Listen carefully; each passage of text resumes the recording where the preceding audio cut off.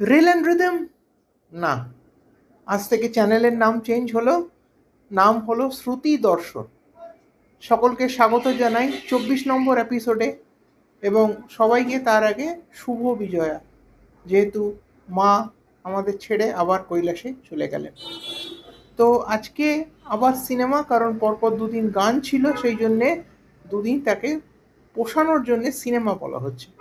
এবং যেহেতু 30 তারিখে প্রসেনজিৎ চট্টোপাধ্যায়ের জন্মদিন ছিল, সুতরাং বাংলা সুপারস্টারকে নিয়ে কোনো কথা হবে না, সেটা তো হয় না। কাজেই আজ প্রসেনজিৎকে নিয়ে কথা, কিন্তু একটু অন্যভাবে। আপনারা জানেন কি, 1980 শেষের দিকে দুটো বিখ্যাত সিনেমা রিলিজ করেছিল, ম্যানে প্যার কিয়া এবং সাজন। তাতে প্রাথমিকভাবে প্রসেনজিৎ চট্টোপাধ্যায়কে নেওয়ার কথা চলছিল, কিন্তু সেই সময় তিনি বাংলা ছেড়ে যাবেন না বলে, বা বাংলা ছবিতে মনোনিবেশ করবেন বলে এই দুটো ছবি তিনি ছেড়ে দেন।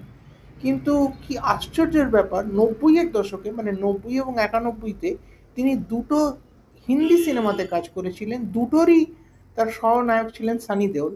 এবং ছবিটার নাম, একটার নাম ছিল সোনে কি জঞ্জির এবং আরেকটা ছিল আধিয়া। আধিয়াতে আবার মমতাজজি প্রসেনজিতের মায়ের চরিত্রে অভিনয় করেছিলেন। তারপরে তো আমরা বেশ কয়েকটা হিন্দি ছবিতে প্রসেনজিৎ চট্টোপাধ্যায়কে পেয়েছি। তার রিসেন্ট রিলিজ হচ্ছে মালিক। এবং প্রসেনজিৎ চট্টোপাধ্যায়ের আর একটাও বিশেষ ব্যাপার ছিল।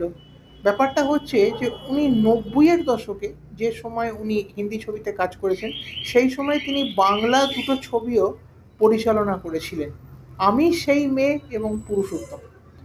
এবং এইটা ছিল প্রসেনজিতের খুব ইউনিক একটা ব্যাপার।